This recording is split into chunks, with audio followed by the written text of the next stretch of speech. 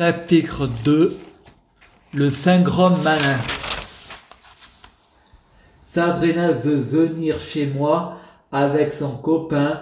Sabrina répond: il me prend pour une poire parce qu'il m'emmène à la gare et il me laisse tout seul.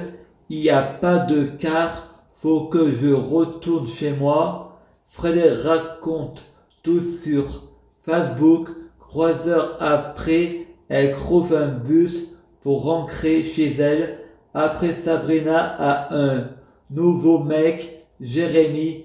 Ils sont venus chez moi dans mon appartement au début. Ensuite, Frédéric retire 20 €, pas pour payer une bouteille de vin, mais pour un café et un chocolat. Ensuite, Jérémy paye les pizzas, une pizza chacune, une pizza au chorizo et une pizza merguez, et on mange la pizza sur le trottoir comme des pauvres. Sabrina raconte une blague un peu douteuse. Tu sais comment on fait pour prendre le car gratuitement? On fait une fellation au chauffeur. Et elle répond: c'est une amie qui me l'a raconté celle-là. Et Frédéric pense: on a les mêmes blagues. Frédéric répond: on se serait pas déjà vu?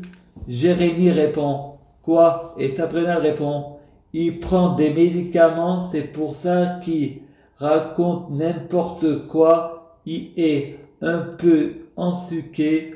Ensuite, Jérémy et Sabrina prenant l'appareil photo, et sur la photo on ne voit que Jérémy et Sabrina. C'était le téléphone de Frédéric et il l'a mis sur Facebook, mais il a demandé d'abord à Sabrina s'il pouvait. Ensuite au téléphone, Frédéric répond à Sabrina: on peut être en couple, et elle répond: non, j'aime mon mec. Sabrina téléphone à Frédéric. Jérémy a fermé la porte à clé.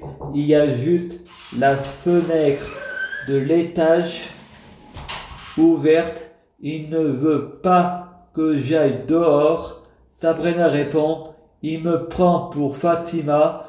Frédéric parle à sa sœur Stéphanie Mèche. Il fait de l'amalgame. Sa sœur répond: avant de juger, va lire le Coran. Frédéric allume la lumière pour ne pas aller à contre-courant et lit le Coran. Si Allah aurait voulu, on serait tous croyants et tous musulmans. Combattez tous ceux qui ne croient pas en Allah et les non-musulmans. Tuez les mécréants. C'est ce que Frédéric a lu dans le Coran. Il y a plusieurs interprétations du Coran. Frédéric pense: ok, on fait passer Satan pour le diable, alors que le diable c'est Allah.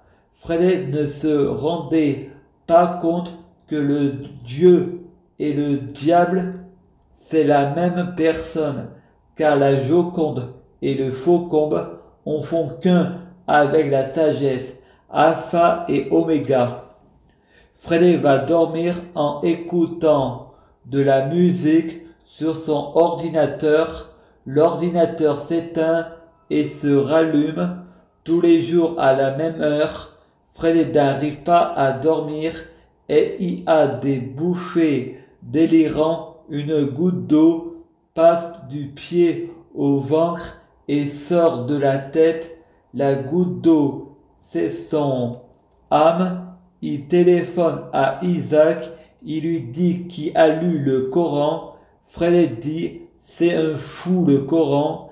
Elle répond: t'as raison, on a le droit de croire au Dieu qu'on veut. On n'a pas à nous l'imposer. Si on a envie de croire que Dieu accroîtra ses yeux, on devrait avoir le droit d'y penser. Dis à personne que je t'en ai parlé, car je veux pas avoir de problème avec les extrémistes. Frédéric refait une bouffée délirante. L'ordinateur s'allume, se rééteint, se rallume.